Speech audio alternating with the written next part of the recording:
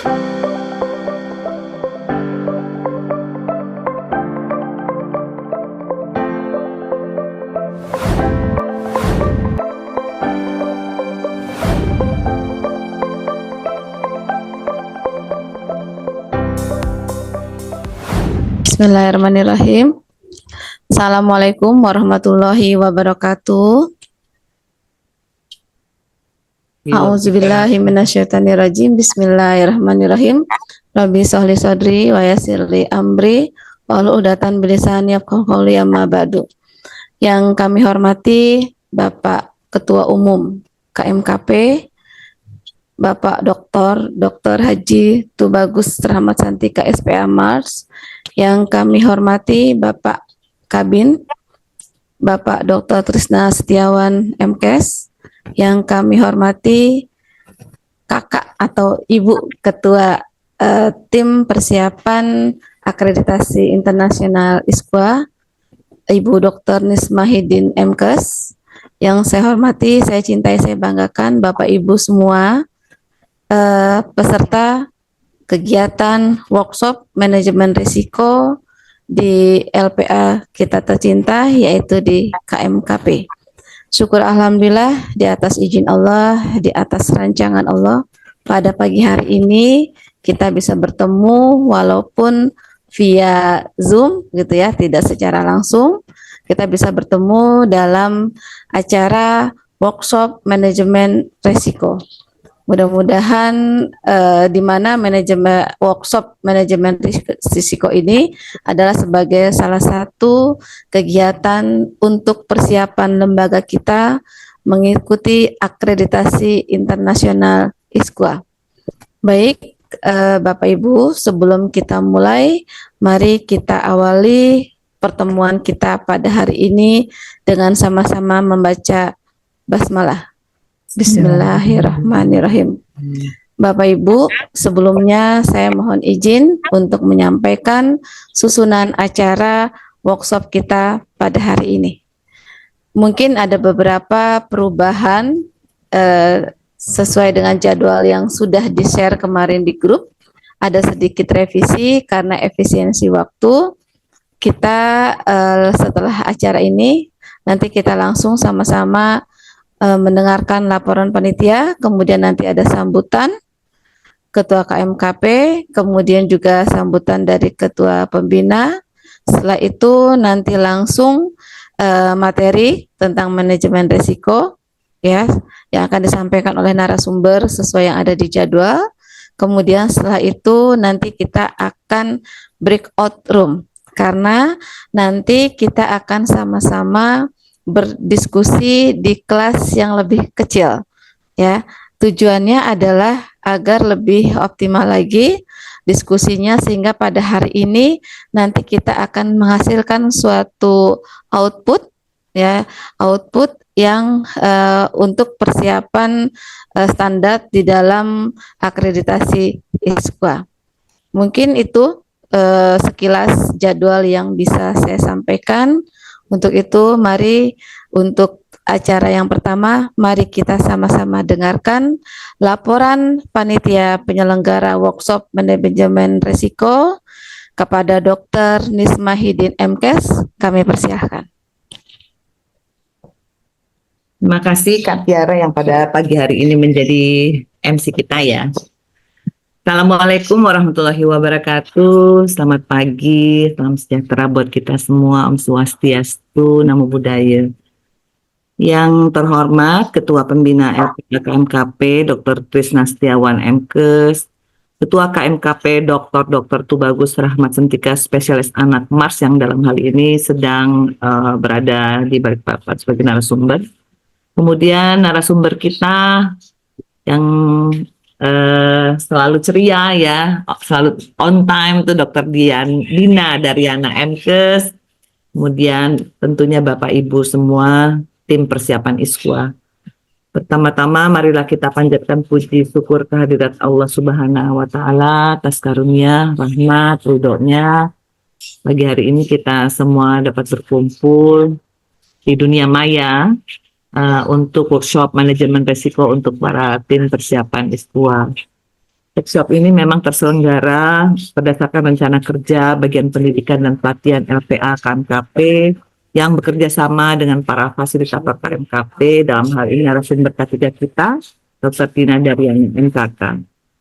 Tujuan penyelenggara workshop ini adalah memang saat ini kita dalam mempersiapkan membuat dokumen akreditasi ISKUA, di mana salah satunya adanya kebutuhan terkait manajemen risiko.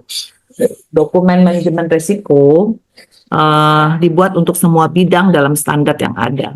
Untuk kesamaan persepsi, maka diperlukan refreshing terkait penyusunan register resiko sebagai outputnya. Karena itu dipandang perlu untuk kita melakukan workshop refreshing pemahaman terkait manajemen risiko ini. Workshop ini disampaikan dalam waktu kurang lebih 4 JPL ya, sampai jam 12, kurang lebih 4 per JPL itu 45 menit, dengan metode adalah tanya jawab dan latihan, yang mana nantinya peserta akan dibagi dalam 3 bor, dan setelahnya kita diskusi dalam main room.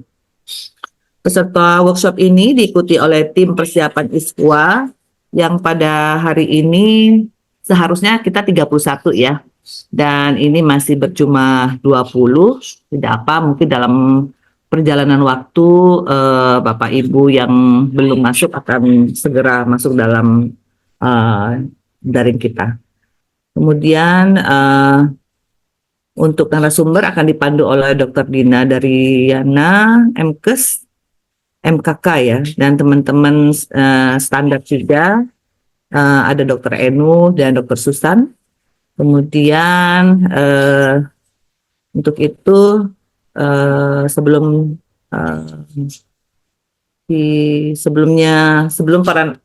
narasumber nanti akan menyampaikan, saya mengucapkan terima kasih sebesar-besarnya kepada penyelenggara, kemudian para narasumber, Dr. Danita selaku tim diklat juga sudah berupaya dengan baik ya.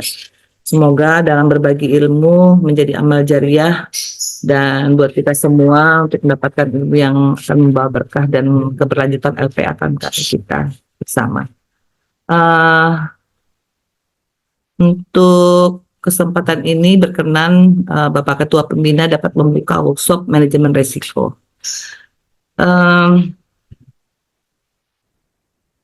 Itu saja dari saya sebagai pembuka. Petiklah mangga dengan galah, makan salad tercampur acar. Izinkan saya ucapkan bismillah, semoga acara berlangsung lancar. Silakan Dok Mutiara untuk lanjut. Baik, terima kasih Kakak Dr. Mismahidin MKes. Demikian Bapak Ibu, teman-teman semua, laporan dari Ketua Panitia Penyelenggara. Untuk selanjutnya mohon izin karena Bapak Ketum kita sedang ada acara, jadi kita langsung saja sama-sama dengarkan sambutan dari Ketua Pembina sekaligus akan membuka acara ini secara resmi. Kepada Bapak Dr. Trisna Setiawan MKes, dipersilahkan.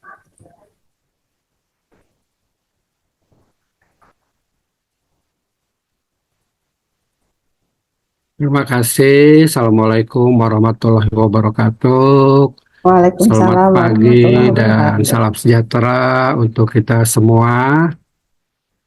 Pertama-tama marilah kita panjatkan puji dan syukur kehadirat Allah Subhanahu wa Ta'ala, karena berkat rahmat dan hidayahnya kita masih diberikan kesempatan untuk bisa berkumpul di pagi hari ini ya. Mudah-mudahan semuanya selalu dalam keadaan sehat walafiat, penuh dengan keberkahan. Yang saya hormati Ketua Tim ISKUA, Dr. Nisma, beserta seluruh jajaran ya, Bu Danita, Dr. Danita, kemudian Bu Tiara, Dr. Titin, semuanya ya. Kemudian yang saya hormati juga narasumber beserta pasil-pasil yang hadir juga di pagi hari ini, Bu Dina. Mudah-mudahan acara bisa berjalan dengan lancar. Saya tadi lihat sepintas PPT yang disampaikan oleh Bu Dina ya, belum sempat baca nih. Disebutkan bahwa risiko adalah kemungkinan terjadinya suatu peristiwa yang berdampak negatif terhadap pencapaian sasaran organisasi. Ini sesuai dengan PMK 25 tahun 2019 ya. Nah, tentu terkait dengan manajemen risiko khususnya dalam organisasi LPA KMKP. Nah, ini tentu harus dikaji agar kita memiliki dokumen yang memadai, yang lengkap untuk memenuhi standar ISKWA ya seperti tadi disebutkan oleh Dr. Nisma. Nah, mungkin saya masuk dari kategori risiko ya, dan sebagai pembukaan barangkali bahwa di dalam melihat manajemen risiko tentu juga kita lihat dari kategori risiko yang ada di LPA KMKP ya. Dalam kategori risiko itu ada beberapa hal. Pertama risiko keuangan, yang kedua risiko kebijakan, yang ketiga risiko kepatuhan, yang keempat risiko legal, yang kelima risiko fraud, yang keenam risiko reputasi, yang ketujuh risiko operasional, dan tadi ada satu lagi di PPT-nya Bu Dina, risiko yang ke-8. Nanti kita dengarkan langsung ya dari Bu Dina. Nah, mungkin saya akan melihatnya dari kacamata KMKP ya, beberapa kategori risiko ini. Pertama, risiko keuangan. Risiko keuangan adalah risiko yang disebabkan oleh segala sesuatu yang menimbulkan tekanan terhadap pendapatan dan belanja organisasi ya. Kita tahu bahwa LPA KMKP ini memiliki beberapa sumber keuangan. Yang pertama tentu dari workshop-workshop yang diadakan oleh KMKP ya. Kemudian juga dari survei akreditasi yang sudah dilaksanakan dan juga dari kontribusi surveyor. Nah, semua dana-dana ini tentu akan menjadi sumber pendapatan dari LPA KMKP. Di satu sisi ini menjadi risiko positif, tapi juga di sisi lain menjadi risiko negatif ya. Ada yang mengatakan risiko itu selalu negatif, tapi juga ada narasumber yang menyebutkan bahwa risiko itu bisa positif, bisa juga negatif ya. Nah, ketika organisasi itu bisa mengelola sumber keuangan ini, terutama dari sisi jumlahnya dengan sangat memadai, tentu ini akan menjadi suatu risiko yang positif ya, di mana kita mampu membiayai berbagai macam kegiatan yang diperlukan untuk mengelola organisasi. Sementara kalau anggarannya ini tidak memadai, tidak mencukupi, tentu ini juga akan menjadi risiko yang dalam tanda petik risiko negatif untuk organisasi ya. Salah satu contoh aja misalnya untuk pelaksanaan ISKWA. ISKWA ini akreditasi eksternal, badan oleh lembaga eksternal, di mana memerlukan biaya yang tidak sedikit ya. Kemarin sudah di-share bahwa kebutuhan dana untuk dapat akses aja dirupiahkan itu lebih dari 40 juta ya. Belum nanti biaya tahunannya. Nah, itu baru biaya yang terkait dengan persiapannya. Belum biaya-biaya yang timbul sebagai konsekuensi kita mengikuti ISKWA ini. Seperti misalnya harus punya sekretariat. Ini biayanya lumayan ya. Kalau kita hitung misalnya per tahun 175 juta, kalau 3 tahun itu sudah lebih dari 500 miliar. Nah tentu di samping itu tentu ada biaya-biaya yang ikutan lainnya ya, seperti kebutuhan sumber daya manusia, kebutuhan sarana prasarana untuk menunjang operasional kegiatan. Nah, ini sudah dibuat RAB-nya secara sepintas itu lebih dari 2 miliar ya untuk 3-4 tahun ke depan itu. Nah ini tentu bagi LPA yang memiliki dana sebesar itu, ini tidak menjadi masalah, artinya berdampak positif. Tapi ketika LPA-nya itu jumlah surveinya sedikit, kegiatan workshopnya juga kurang, peminatnya misalnya, tentu ini akan menyebabkan risiko yang sangat tinggi ya. Nah, ini dari sisi keuangannya. Kemudian dari risiko kebijakan, yaitu adanya penetapan kebijakan organisasi, baik internal maupun eksternal, yang berdampak langsung terhadap organisasi. Nah, ini risiko kebijakan ini juga akan perlu di mapping nantinya ya. Kita sudah cukup banyak mengeluarkan kebijakan-kebijakan, baik yang sifatnya internal maupun eksternal. Nah, ini tentu nanti harus dikaji apakah kebijakan ini berdampak positif terhadap perjalanan organisasi atau sebaliknya ya. Tentu ini ketika sudah di mapping misalnya berdampak negatif, maka harus dibuat kebijakan-kebijakan baru yang nantinya akan berdampak positif. Kemudian risiko kepatuhan. Ini adalah risiko yang disebabkan organisasi atau pihak eksternal tidak mematuhi dan atau tidak melaksanakan peraturan perundangan atau ketentuan organisasi yang sudah ditetapkan. Nah, risiko kepatuhan ini juga perlu menjadi perhatian dari tim karena kita tahu bahwa kita memiliki stakeholder eksternal ya, dan juga risiko kepatuhan yang muncul dari internal sendiri ya. Nanti terakhir saya akan menjelaskan sedikit tentang di dalam LPA organisasi ini siapa yang dimaksud dengan internal dan siapa yang dimaksud dengan eksternal ya. Karena ini tentu akan berkaitan dengan standar-standar 1-8. Kemudian risiko legal, yaitu risiko yang disebabkan adanya tuntutan hukum pada organisasi. Sampai sejauh ini mungkin ini belum terlihat ya, tapi ke depan ini pasti akan muncul ya. Misalnya saja ketika ada pasien case yang tidak puas dengan penilaian atau dengan pemberian akreditasi dari lembaga, tentu mereka akan menyampaikan ketidakpuasannya ya. Walaupun kita tahu bahwa ketika ada ketidakpuasan itu ada mekanisme banding sesuai dengan Permenkes 34 tahun 2022. Tetapi di samping risiko tersebut juga pasti akan ada tuntutan yang lainnya. Nah, ini juga perlu kita mapping ya supaya tingkat kepatuhan teman-teman kepada organisasi lebih baik lagi. Kemudian yang berikutnya risiko fraud ya. Risiko fraud ini disebabkan oleh kecurangan yang disengaja oleh pihak internal yang akan merugikan sistem ya. Nah, ini juga harus diperhatikan, harus di mapping. Kemarin saya lihat di grup itu sudah ada beberapa mapping terkait dengan risiko fraud ini ya. Pak Sekjen juga misalnya Dr. Adi sering menyampaikan potensi-potensi kemungkinan terjadinya fraud dalam survei yang dilaksanakan di kita ya. Nah, ini harus diperhatikan. Sebagai contoh saja misalnya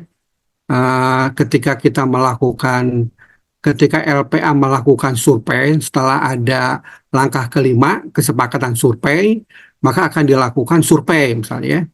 Nah, setelah pelaksanaan survei, sebutlah 3 hari untuk puskesmas dan 2 hari untuk klinik, maka nanti selanjutnya surveyor itu harus segera melaporkan hasil surveinya, paling lama 2 hari ya, diberikan waktu 2 hari. Nah, ini cukup banyak surveyor yang fraud atau tidak patuh terhadap pelaksanaan ini karena berbagai macam faktor ya. Ada yang sampai lebih dari 2 hari, bahkan ada yang terlupakan. Ada beberapa surveyor yang sempat lupa ya. Sehingga ketika diingatkan sudah lebih dari 2 minggu.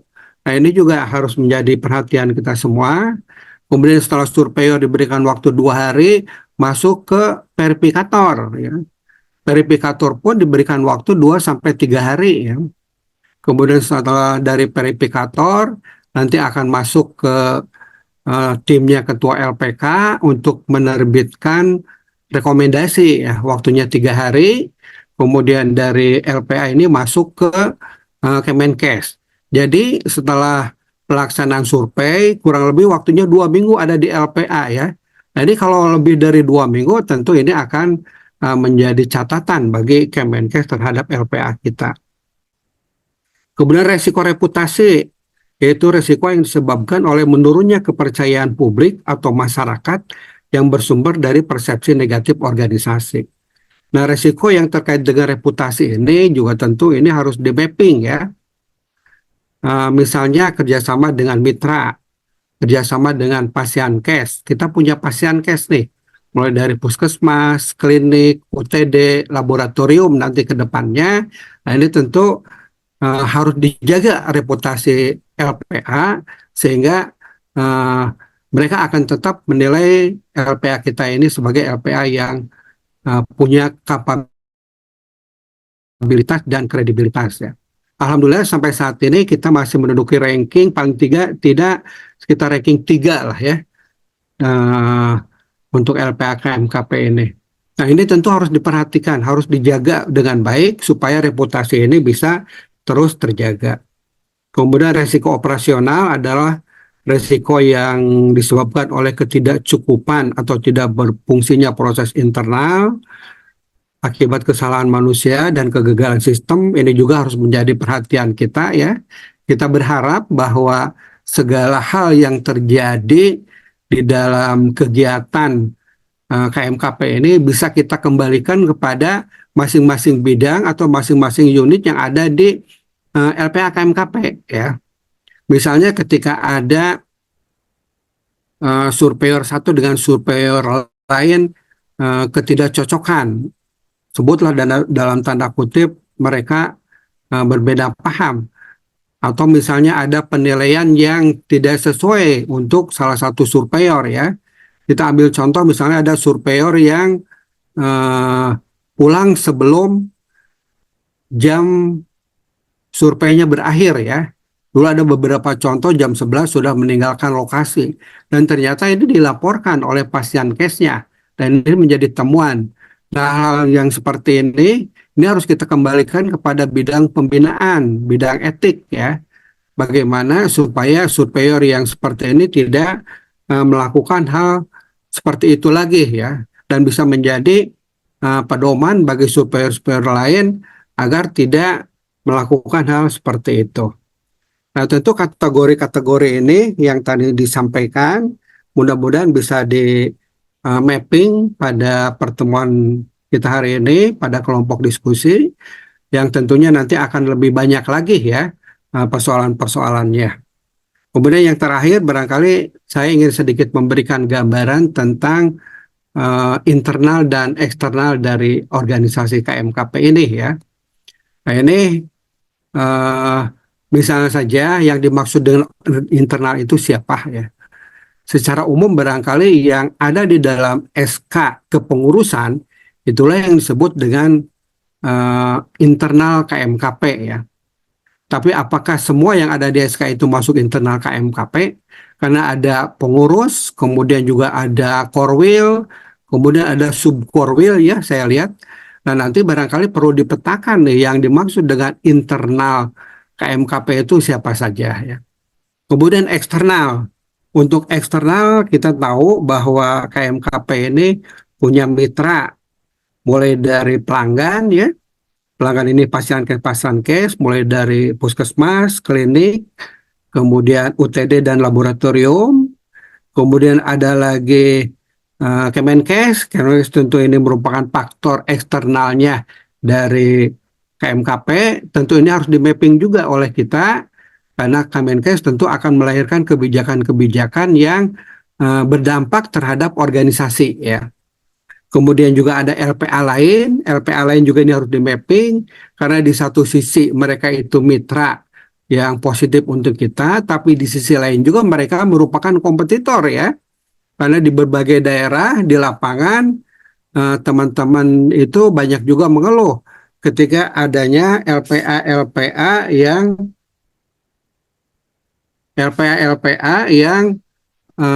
memasarkannya itu tanpa ada sopan santun gitu ya. Mereka langsung main terobos aja, baik melalui puskesmasnya, melalui kliniknya, atau melalui dinkesnya. Nah ini jadi di satu sisi mereka itu adalah mitra yang positif, tapi di sisi lain juga mereka merupakan kompetitor yang dari sisi marketing tentu ini harus menjadi perhatian kita ya. Kemudian ada juga surveyor ya. Nah ini surveyor ini harus dipastikan juga apakah merupakan internalnya KMKP atau faktor eksternalnya. karena tentu ini akan berdampak terhadap hak dan kewajibannya ya. Ketika surveyor itu dianggap sebagai internalnya KMKP, itu akan berbeda hak dan kewajibannya ketika mereka itu sebetulnya faktor eksternal ya. Ada yang mengatakan bahwa surveyor ini internal, tapi ada juga yang mengatakan eksternal ya. Salah satu hal misalnya yang sekarang muncul adalah laporan keuangan. Laporan keuangan ini ketika surveyor itu disebut eksternal, tentu ini tidak wajib untuk disampaikan secara detail ya. Yang wajib dilakukan adalah laporan kepada pengurus. Ini perlu dilakukan secara rutin, berkala, tapi kalau kepada eksternal tentu tidak perlu secara detail ya. Nah, ini sudah ada masukan juga dari bendahara bahwa mereka adalah bukan internal, bukan jajaran pengurus, tapi mereka eksternal sehingga tidak punya kewajiban dari bagian keuangan untuk melaporkan secara detail kepada mereka. Nah, ini tentu harus kita sikapi dengan bijak. Bagaimana caranya, kalaupun mereka itu eksternal, laporan keuangannya itu bisa diberikan dalam bentuk global ya. Karena surveyor juga ada yang memberikan masukan bahwa mereka punya kontribusi. Nah, hal semacam ini tentu harus dirumuskan di dalam membuat dokumen standar ISKUA ini sehingga menjadi jelas segalanya semuanya itu ya. Saya kira masih banyak hal-hal lain yang nanti akan diuraikan secara rinci oleh narasumber kita, Dr. Dina. Sekali lagi, mudah-mudahan ini bisa menjadi bekal awal untuk teman-teman nanti diskusi dalam tim atau kelompok ya. Baik, barangkali demikian Ibu Tiara yang bisa disampaikan. Selanjutnya saya kembalikan kepada Bu Tiara dan mohon izin mungkin nanti jam 10.11 saya izin ya karena masih ada kegiatan dengan Puskesmas. Terima kasih. Assalamualaikum warahmatullahi wabarakatuh. Waalaikumsalam warahmatullahi wabarakatuh. Terima kasih Dr. Trisna. Bapak Ibu, sebelum kita mulai, saya mohon izin Pak Kabin ya, mau menyampaikan informasi. Barusan saya dapat kabar dari teman yang tugas di Kemkes. Ini klinik kita, jadi KMKP lagi kena uji petik. Hari ini Kemkes sedang melihat pelaksanaan survei di klinik. Dan ternyata klinik itu yang mensurvei adalah tim kita dari KMKP gitu. Nah, saya tadi sudah disampaikan ini baru ya katanya Tiara. Saya lihat namanya pas lihat dia memang baru. Ya, jadi orang Kemkes merasa tidak ditegur begitu ya. Mungkin karena baru surveyornya jadi belum kenal. Nah, mungkin ini akan menjadi pembelajaran buat kita. Mungkin ke depannya ya Pak Kabin, Pak Ketum, ketika nanti memberikan tugas, bagaimana seandainya kalau kita akan sharing, bukan sharing ya, artinya ada yang mungkin sudah, ini memang pas Tiara lihat baru gitu ya, TKS, DUKM maupun TKPP-nya, nanti kita akan kombinasi antara yang senior, yang baru, artinya udah lebih dari 5 kali mungkin surveinya yang sudah lama dengan yang baru begitu. Nah, ini sedang dilihat bagaimana proses pelaksanaan surveinya sesuai dengan jadwal atau tidak dan kemampuan surveyornya. Nah, pas tadi saya ditelepon sama teman yang di Kemkes, saya langsung telepon surveyornya dua-duanya. Saya kasih tahu kalau mereka sedang diawasi gitu ya, sedang kena sidak. Tolong sesuai dengan jadwal dan juga kemampuan survei betul-betul nanti dilihat di situ. Nah, daerah mana itu Bu Tiara? Ya. Daerah mana? Di Banten. Banten ya? Ya, di Banten nanti Tiara itu ya. Nanti Tiara kasih tahu klinik mana. Monitoring ya? Ya, cuman begini Pak Kabin, Pak. Mohon izin Bapak Ibu boleh ya waktunya sedikit aja karena ini penting untuk KMKP. Nanti ke depannya kita mungkin harus berdiskusi untuk penugasan karena kan kita sebenarnya sudah lembaga itu dikasih kewenangan oleh Kemkes untuk mengatur kenapa ST itu tidak langsung tetapi melalui MOU dulu. Nah, nanti itu minta tolong Pak Kabin, Pak Ketum, nanti ini bisa didiskusikan sama kita mana yang